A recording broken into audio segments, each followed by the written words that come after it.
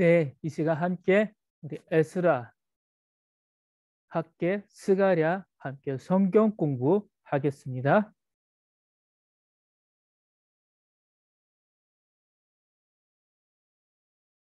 오늘은 스룹바벨 성전 에스라 5장, 6장 말씀이지만 어, 지금 보시는 성전 재건, 교환과 투자에 대한 결론이라고 할 수 있습니다. 오늘 성경 공부를 잘 들으시면 성전 재건, 귀한 공동체, 투자에 대해서 좀 더 깊이 있게 알 수 있는 시간이 될 것 같습니다. 하나님 말씀입니다. 에스라 6장 17절, 18절 말씀입니다. 하나님의 성전 봉헌식을 행할 때에 수소 100마리와 순양 200마리와 어린 양 400마리를 드리고 또 이스라엘 지파의 수를 따라 순염소 12마리로 이스라엘 전체를 위하여 속죄제를 드리고 제사장을 그 분반대로 레위 사람을 그 순차대로 세워 예루살렘에서 하나님을 섬기게 하되 모세의 책에 기록된 대로 하게 하니라. 아멘.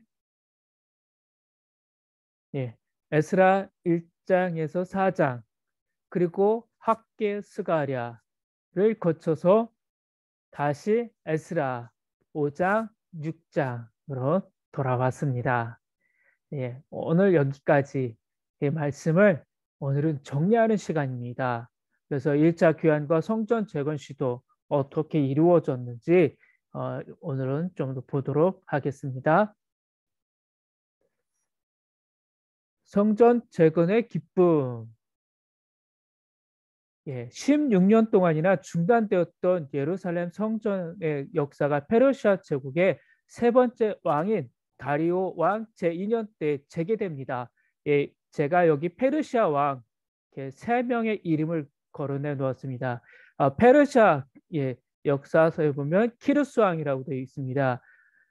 예, 첫 번째 고레스, 그 다음에 두 번째는 캄비세스. 예, 캄비세스는 큰 영향력을 끼친 사람은 아닙니다. 세 번째는 다리오입니다. 이 다리오에 대해서 여러분들이 역사서를 보시면 참 재미있는 왕이다라는 걸 우리가 알 수가 있을 것입니다. 16년 동안 이 중단되었던 예루살렘 성전 재건의 역사가 페르시아 제국의 세 번째 누구라고요? 다리오 왕 제2년 때 재개되었다는 것입니다. 이날 학계 선지자와 스가랴 선지자가 성전 재건의 의지와 열정을 놓아버린 귀한 공동체에게 다시 그 일을 시작할 수 있도록 촉구하며 격려한 바로 직후됩니다.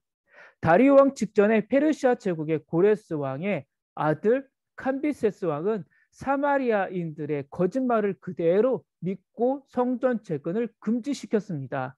그러나 귀한 공동체가 학계 선지자와 스가랴 선지자의 말을 듣고 다시 성전 재건을 시작하려고 할 때에 고레스 왕의 문서를 발견한 다리오 왕이 성전 재건을 신속히 재개하라는 명령을 내립니다. 중단되었던 성전을 다시 하라는 것입니다. 다리오 왕 직전에 페르시아 제국의 고레스, 키루스 2세 왕의 아들 캄비세스 왕은 사마리아인들 거짓말 그대로 믿고 성전 재건을 금지했지만 다리오 왕은 그렇지 않다라는 것입니다. 다리오 왕은 이제 이 페르시아 도움을 통해서 예루살렘 성전을 다시 쌓을 수 있도록 도와주겠다라는 것입니다. 페르시아 제국이 문서 창고에 이처럼 오래전의 문건들을 보관해 놓았던 것을 보면 제국들의 놀라운 행정력을 가늠해 볼 수 있다는 것입니다. 이 시대에도 미국의 문서들, 아주 오래된 문서들을 내놓는 거 보지 않습니까? 우리나라의 역사, 이승만 대통령 때나 박정희 대통령 때 있었던 일들, 전두환 시절에 있었던 일들이 무엇이었는지를 시간이 흐르면 내놓는 것처럼 이 제국들의 문서 창고에는 아주 오래된 문건들이 보관되어 있다는 것입니다. 그 문건들 중에 이 예루살렘 성전을 다시 재건할 수 있도록 누가요? 캄비세스가 아닌 고레스, 키루스 왕이 명령했던 그 문건들이 있다라는 것입니다. 제국들의 그 도움, 놀라운 행정력, 특별히 이 페르시아 제국을 통해서 예루살렘 성전이 다시 재건을 된다는 것입니다. 페르시아 제국 다리오 왕의 성전 재건 명령이 내려지자 성전 재건을 방해하려던 자들도 급히 달려서 성전 재건을 도와줍니다. 방해했던 사마리아인들 그리고 여러 지역에 있던 소수민들도 어떻게 한다고요? 하나하나씩 한 사람 한 사람씩 와서 이들을 도와주도록 되어 있다는 것입니다. 마침내 감격스럽고 기쁜 날을 그래서 맞이한다는 것입니다. 기쁜 날이 왔습니다. 귀한 공동체가 예루살렘 성전을 재건하고 그동안 제대로 지키지 못했던 유월절을 지키며 감격과 기쁨을 만끽하게 된 것입니다. 재건 공동체는 이제 어두웠던 과거의 모습을 벗어버리고 하나님 앞에 다시 거룩한 백성으로 설 수 있게 되었습니다.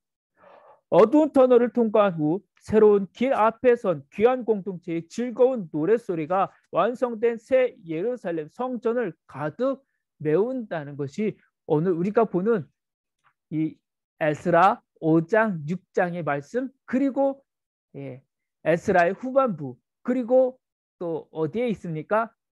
느헤미야.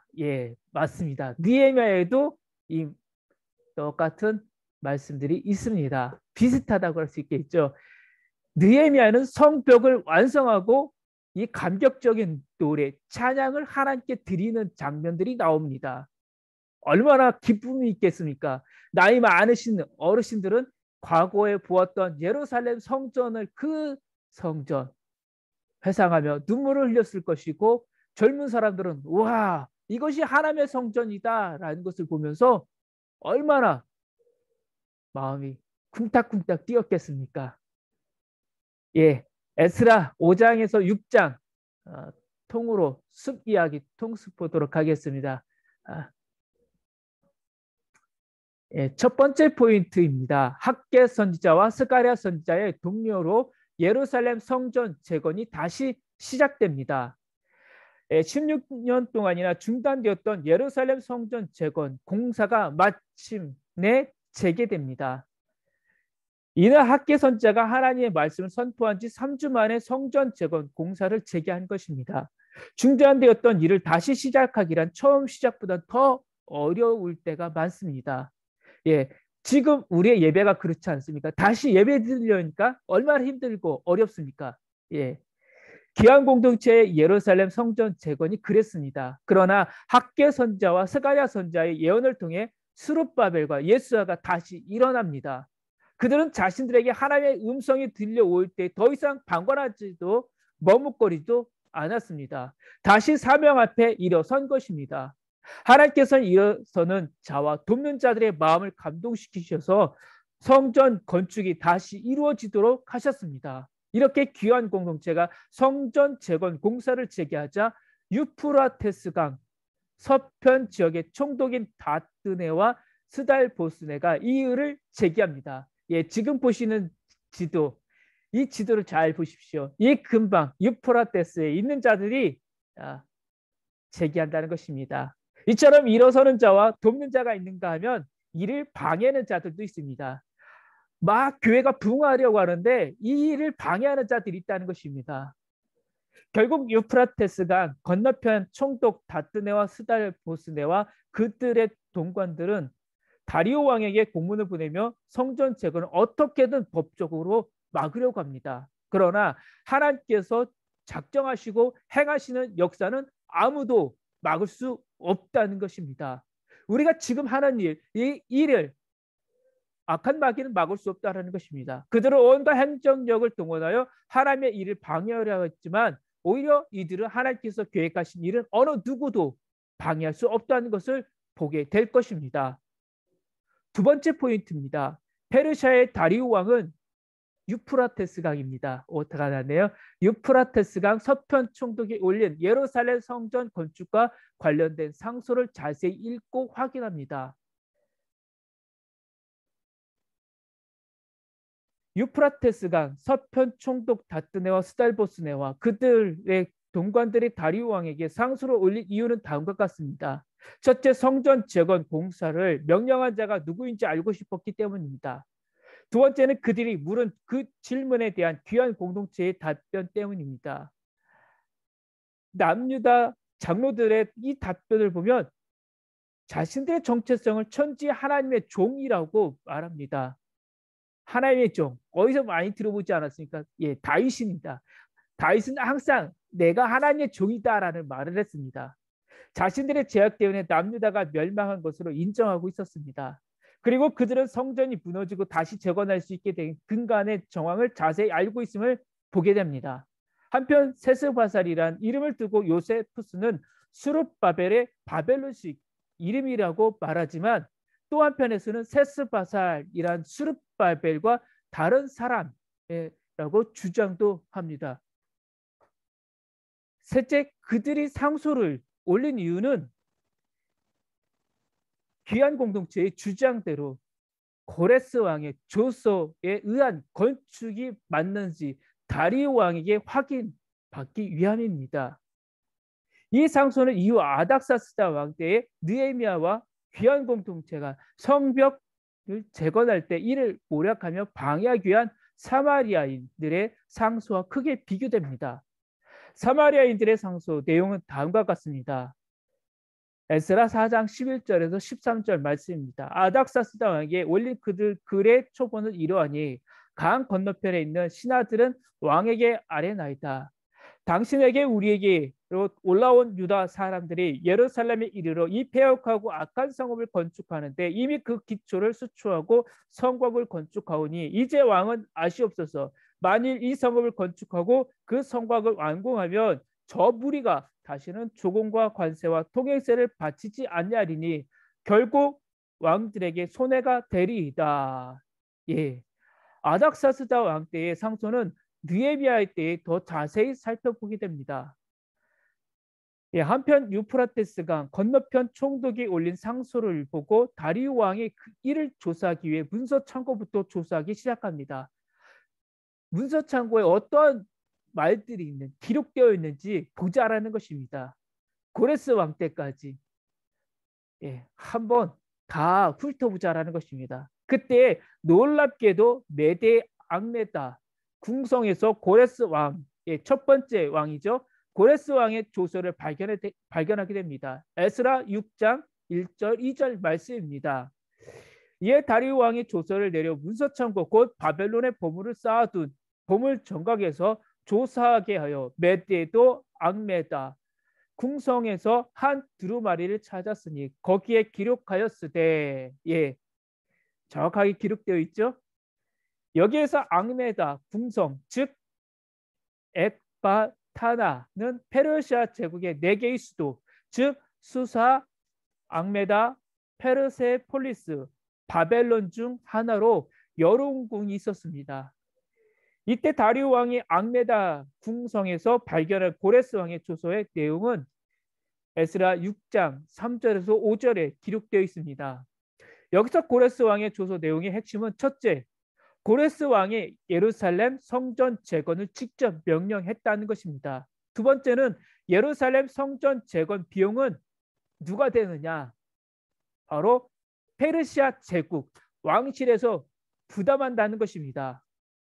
세 번째는 페르시아 왕 느부갓네살이 탈취해온 예루살렘 성전 기명들은 모두 돌려준다는 것입니다.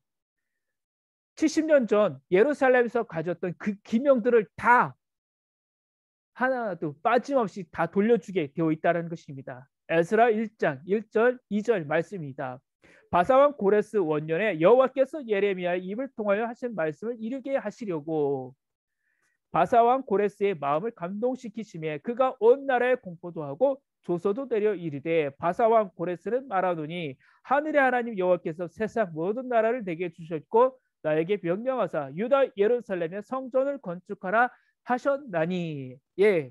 어떻게 보면 이 에스라 이 재건 공동체는 하나의 문서 조서라고 할 수도 있습니다. 하나의 말씀 플러스 페르시아 제국들의 조서가 담겨 있는 정말 보배로운 말씀들이라고 할 수가 있을 것 같습니다.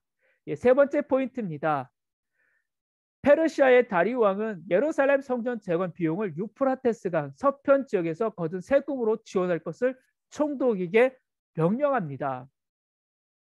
고레스 왕의 조서를 발견한 다리우 왕은 유프라테스강 서편 총독 다뜨네의 상수에 대해 에스라 6장 6절 7절에 명령을 내립니다. 예, 기록이 되어 있다는 것입니다. 다리우 왕, 그 다뜨네의 상수에 대해 다음과 같이 명령되어 있다는 것입니다. 이제 유프라데 강 건너편 총독 다뜨네와 스달보스네와 너희 동관 유브라데 강 건너편 아바삭 사람들은 그곳을 멀리하여 하나님의 성전 공사를 막지 말고 유다 총독과 장로들이 하나님의 이 성전을 제자리에 건축하게 하라. 예, 있었던 그 자리, 그 모습은 아니지만 그 자리에 하나님의 성전을 지을 수 있도록 적극적으로 지원하라는 것입니다. 한마디로 예루살렘 성전 재건 공사를 방해하지 말라는 것입니다. 이어지는 다리우 왕의 조서 내용에는 앞으로 총독 다뜨네가 유대 귀환 공동체를 어떻게 도와주어야 할지 자세히 설명한다는 것입니다. 에스라 6장 8절에서 12절에 기록되어 있습니다. 여기서 다리우 왕의 조서 내용의 핵심은 네 가지입니다. 첫째, 예루살렘 성전 재건 비용을 유프라테스 강 서편 지역에서 거둔 세금으로 모두 지원하라는 것입니다. 예, 여기 보시는 지도에 보면 유프라테스 강이 보이죠? 여기에 있는 강에 있는 주변에 있는 사람들에게서 나온 모든 세금을 페르시아로 가져오지 말고 어디로요? 식민지인 유대로 가라는 것입니다. 와, 이거 대단하지 않습니까? 제국으로 가야 될 세금이 오히려 이 식민지의 나라로 가고 있어요. 두 번째입니다. 재건된 예루살렘 성전에서 하나님께 올려드려야 하는 제사 비용을 성전의 제사장이 요구하는 대로 모두 지원하라는 것입니다. 얼마가 됐든 성전에 있는 제사장들이 요구하면 그 요구대로 다 주라는 것입니다. 이런 페르시아 제국이 유대인들이 기도하는 민족이라는 사실을 알고 있었기 때문에 귀한 공동체가 앞으로 성전에서 제사할 때 페르시아의 왕과 왕자들의 생명을 위해 기도할 수 있도록 하기 위함이었습니다. 쉽게 이야기하면 영국의 여왕이 식민지의 나라들 보고 많은 것을 도와주면서 우리 가족을 위해서 기도하라는 것입니다. 지금 다리오가 그렇게 하라는 것입니다. 다리오가 우리 제국을 위해서, 우리 가정을 위해서 기도해 줄 뿐만 아니라 지금 이 미래를 위해서 또한 기도해 달라는 것입니다. 세 번째는 다리오 왕의 이 명령을 어길 경우 철저히 응징하라는 것입니다. 즉 페르시아 왕의 조서는 절대 변개할 수 없다는 말이기도 합니다. 훗날에 우리가 에스라 이제 7장 10절 말씀을 보시면 에스라가 어떠한 권위를 갖고 있는지를 볼 수가 있습니다. 에스라에게는 행정권이 있습니다. 그리고 법을 집행할 수 있는 권한도 갖고 있습니다. 지금 이 세 번째가 그것을 말해주는 것입니다. 철저히 응징하라. 다리오 왕이 내린 이 조서대로 하지 않는 사람은 에스라가 법대로 처리하라는 것입니다. 그것이 이제 에스라 7장에서 우리가 볼 수 있습니다. 네 번째는 다리오 왕의 본 조서의 내용을 신속히 행하라는 것입니다. 이 조서가 가면 바로 그 즉시 이제 시작하라는 것입니다. 16년 동안이나 중단되었던 예루살렘 성전 재건이 페르시아의 다리오 왕의 허락으로 마침내 다시 재개됩니다. 다리오 왕은 고레스 왕의 조서와 함께 자신도 조서를 내려 예루살렘 성전이 조속히 재건되도록 도왔던 것입니다. 페르시아 다리오 왕의 조서는 큰 위력이 있었다는 것입니다. 불타버렸던 예루살렘 성전은 페르시아 왕의 도움까지 받아가며 1차 귀환자들에 의해 마침내 재건됩니다. 그러나 이 일은 이미 하나님께서 남유다 백성들이 바벨론을 끌려가기 전에 하신 말씀이 이루어진 것일 뿐입니다. 예레미야 29장 11절에서 14절 그 말씀이 이루어졌다라는 사실을 보여줍니다. 네 번째 포인트입니다. 16년 동안 중단되었던 예루살렘 성전 재건 공사가 공사재개 4년 만에 완공됩니다. 마침내 예루살렘 성전 재건이 완료된다는 것입니다. 에스라 6장 13절 15절 말씀에 기록되어 있습니다. 이는 다리오 왕의 명령에 힘입어 예루살렘 성전 공사가 신속하게 진행되고 잘 마무리되었다는 것을 보여주는 것입니다. 유프라테스강 서편 총독이 다리오 왕의 초소대로 예루살렘 성전 재건 공사 비용과 제사 비용에 페르시아 제국의 세금을 사용하는 등 모두 풍성하게 지원했다는 것입니다. 부족함이 없다는 것입니다. 넉넉하게 채웠다는 것입니다. 그리고 학계 선지자와 스가랴 선지자의 동료가 성전 재건에 큰 힘이 되었다는 것입니다. 결국 16년 동안이나 중단되었던 예루살렘 성전 재건 공사가 다리오 왕의 조서 이후 재개되어 4년여 만에 완성되었습니다. 즉 성전 재건 공사를 시작한 지 거의 20년 만에, 그리고 성전이 불탄 지 70여 년 만에 예루살렘 성전이 재건된 것입니다. 그리고 예루살렘 성전 봉헌식이 드디어 거행됩니다. 에스라 6장 16절에서 18절 말씀입니다. 이스라엘 자손과 제사장들과 레위 사람들과 기타 사로잡혔던 자의 자손이 즐거이 하나님의 성전 봉헌식을 행하니, 하나님의 성전 봉헌식을 행할 때에 수소 100마리와 순양 200마리와 어린 양 400마리를 드리고, 또 이스라엘 지파의 수를 따라 순염소 12마리로 이스라엘 전체를 위하여 속죄제를 드리고, 제사를 그 분반대로 레위 사람을 그 순차대로 세워 예루살렘에서 하나님을 섬기게 하되 모세의 책에 기록된 대로 하게 하니라. 예. 물론 솔로몬 때의 성전 봉헌식과 비교하면 그 규모가 빈약했습니다. 좀 초라해 보였을 것입니다. 열왕기상 8장 63절입니다. 솔로몬이 화목제의 희생제물을 드렸으니 곧 여호와께 드린 소가 22,000마리요 양이 12만 마리라. 이와 같이 왕과 모든 이스라엘 자손이 여호와의 성전의 봉헌식을 행하였는데, 보기에 참 초라했지만 그래도 하나님은 기뻐했을 것입니다. 그럼에도 불구하고 이스라엘 12지파 모두를 위한 봉헌식이었다는 데 큰 의미가 있습니다. 이처럼 예루살렘 성전이 다시 세워지고 성전 봉헌식이 이루어진 후 귀한 공동체는 정말 오랜만에 하나님 앞에서 유월절을 지킵니다. 귀한 공동체가 성전 봉헌식에 이어 하나님 앞에 유월절을 지킨 것은 제사장 나라를 다시 시작하는 상징과도 같은 일이었습니다. 그들이 제사장 나라의 법대로 유월절과 무교절을 지킨 것입니다. 오래전 하나님께서 모세를 통해 주신 유월절과 무교절에 대한 말씀이 있습니다. 출애굽기 12장 13절 14절, 그리고 출애굽기 12장 17절 18절입니다. 다섯 번째 포인트입니다.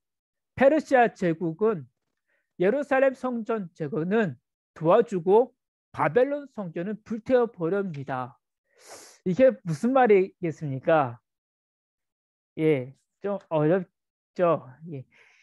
예루살렘 성전이 재건되는 중에 바벨론에서는 경천동지 할 일이 발생합니다. 예루살렘 성전이 재건되고 있던 시기에 바벨론 성은 오히려 과거 예루살렘 성이 함락되어 황폐되었던 것보다 더 처참한 상황을 맞으며 파괴되고 불탄 것입니다. 이 일의 전말은 다음과 같습니다.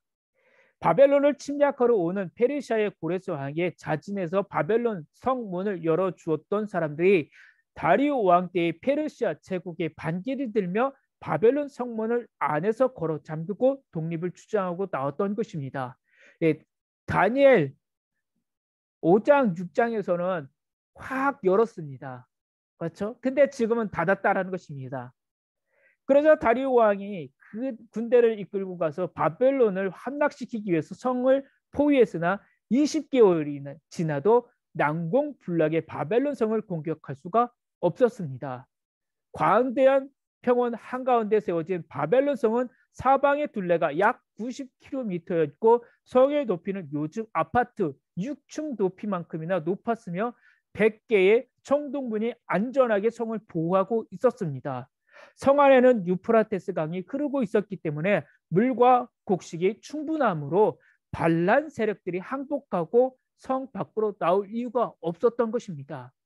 이때 페르시아의 조피로스라는 용감한 한 귀족의 아들이 자신의 코와 귀를 자르고 머리를 흉하게 뜯은 상태로 바벨론에 거짓 투항을 합니다. 거짓 투항을 들키지 않기 위해 자신이 이끄는 바벨론 군대가 페르시아 군인들 2,000명씩을 세 차례에 걸쳐 물리쳐 승리하게 만든 후에 바벨론 성 문지기로 발탁되면서 페르시아 군대에게 성문을 열어주게 된 것입니다. 그러자 유대 귀한 공동체에게는 그토록 관대했던 다리오 왕이 바벨론 성은 세상에서 가장 잔인한 방법으로 응징합니다. 다리오 왕은 바벨론 성을 함락시키고 반란 주무자 3,000명을 쇠 말뚝에 꿰어 죽이고 100개의 청동문을 불에 녹여 없애버렸습니다. 그래서 바벨론 성의 그 아름답고 강했던 100개의 청동문은 헤로도토스의 역사에 바벨론 성의 100개의 청동문이었다라는 기록만 있을 뿐 이후로 볼 수 없었습니다. 독일에 있는 청동문, 진짜일까요? 가짜일까요? 상상에 맡기겠습니다. 이미 오래전 하나님께서 예레미야 선지자를 통해서 바벨론에게 주신 말씀입니다. 예레미야 50장 13절 14절 말씀입니다. 여호와의 진노로 말미암아 주민이 없어 완전히 황무지가 될 것이라. 바벨론을 지나가는 자마다 그 모든 재난에 놀라며 탄식하리로다. 바벨론을 둘러 대열을 벌이고 활을 당기는 모든 자여 화살을 아끼지 말고 쏘라. 그가 여호와께 범죄하였습니다.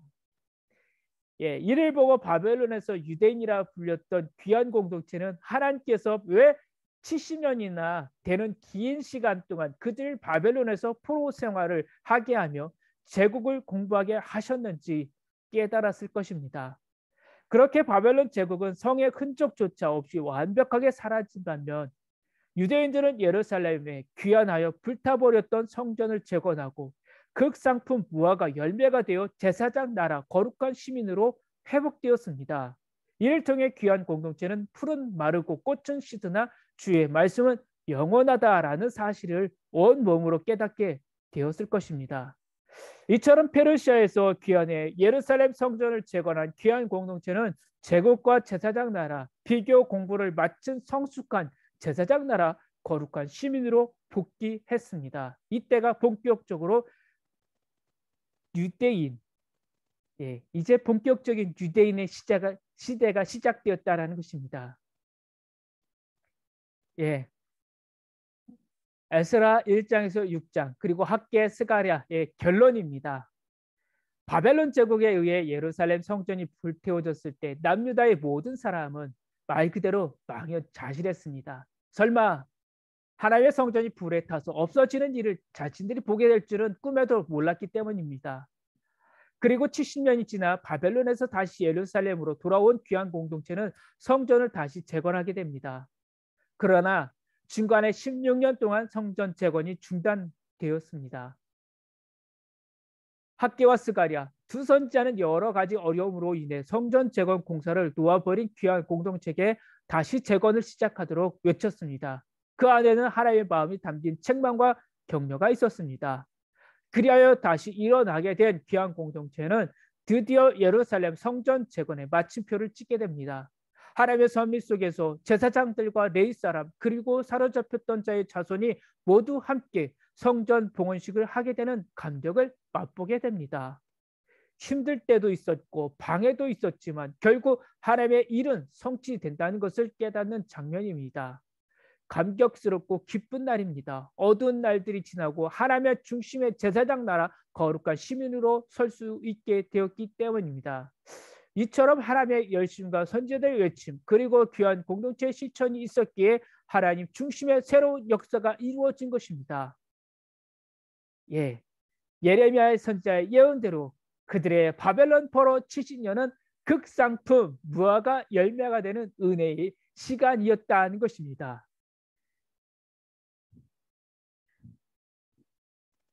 성경에는 하나님의 법, 하나님의 국률, 하나님의 기적이 들어있습니다. 성경 말씀을 통하여 믿음이 튼튼한 밑바탕 위에 세워지고 하나님의 풍성하신 복과 은혜가 넘치는 믿음 생활이 되길 소망합니다. 성경 한 권이면 충분합니다. 와우! 승리하세요.